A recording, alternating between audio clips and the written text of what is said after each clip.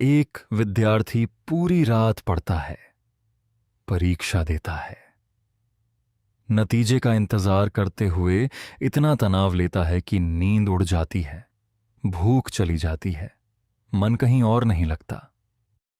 क्या यह तनाव नतीजे को बदल देगा?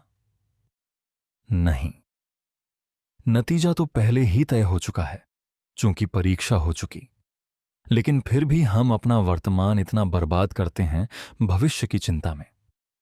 यही समस्या कृष्ण अध्याय 2 में संबोधित करते हैं और इसका समाधान देते हैं, जो शायद भगवद गीता की सबसे प्रसिद्ध शिक्षा है, कर्मयोग। कृष्ण अर्जुन से कहते हैं, तुम्हारा अधिकार सिर्फ अपने कर्म पर है, उसके फल पर नहीं। इसका मतलब सरल है, तुम्हारा काम है अपना सर्वश्रेष्ठ देना। नतीजा क्या होगा, यह तुम्हारे नियंत्रण में नहीं है। इसलिए नतीजे की चिंता करना, उस पे अपना वर्तमान बर्बाद करना, यह समझदारी नहीं है। यह बात सुनने में थोड़ी अजीब लग सकती है।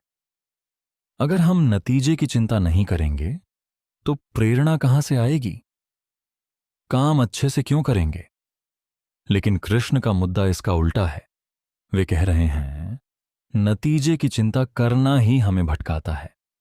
जब हम सिर्फ परिणाम के बारे में सोचते हैं, हम अपना वर्तमान काम पूरी तरह नहीं कर पाते। जरा सोचिए, जब कोई क्रिकेटर बैटिंग कर रहा होता है और वह सिर्फ सोचता है, अगर मैं आउट हो गया तो लोग क्या कहेंगे? अगर मैच हार गए तो क्या वह अपना सर्वश्रेष्ठ शॉट खेल पाएगा? नहीं।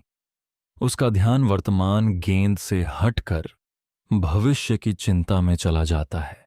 लेकिन जब वह सिर्फ इस बात पर ध्यान देता है, अभी इस गेंद को सही तरीके से खेलना है, तब उसका प्रदर्शन सबसे अच्छा होता है। यही कर्मयोग है। अपना पूरा ध्यान, पूरी ऊर्जा वर्तमान कर्म में डालना और नतीजे को समय या परिस्थितियों के ऊपर छोड़ देना। यह अलगाव आलस्य या लापरवाही का मतलब नहीं है। उल्टा कृष्ण कहते हैं, जब तुम नतीजे की चिंता नहीं करते, तब तुम अपना काम और भी बेहतर कर पाते हो, क्योंकि तुम्हारा पूरा ध्यान वर्तमान कर्म पर होता है। इससे एक और जरूरी बात समझ आती है। कर्म योग हमें सिखाता है कि हमारी कीमत हमारे नतीजों से तय नहीं होती। हमारी कीमत हमारी लगन, हमारी और हमारे प्रयास से तय होती है। अगर आप पूरी ईमानदारी से काम करते हो और नतीजा फिर भी वह नहीं मिलता जो आप चाहते थे, इसका मतलब यह नहीं कि आपने कुछ गलत किया। जिंदगी में बहुत सारे कारक होते हैं जो हमारे नियंत्रण में नहीं होते। इसलिए कृष्ण कहते हैं, अपना काम पूरी ईमानदारी से करो।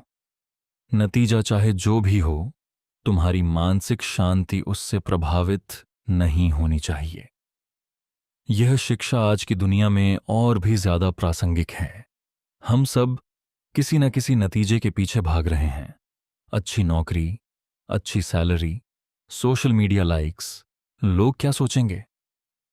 और इस भागदौड़ में हम अपना वर्तमान, अपना असली काम, अपनी असली खुशी भूल जाते हैं।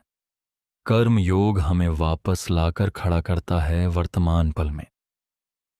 यह कहता है, बस अपना काम अच्छे से करो। नतीजा अपने आप फॉलो करेगा या नहीं करेगा, लेकिन तुम्हारी मानसिक शांति, तुम्हारी ग्रोथ, तुम्हारा चरित्र, वह हमेशा मजबूत रहेगा, क्योंकि वह तुम्हारे प्रयास से आता है, नतीजे से नहीं।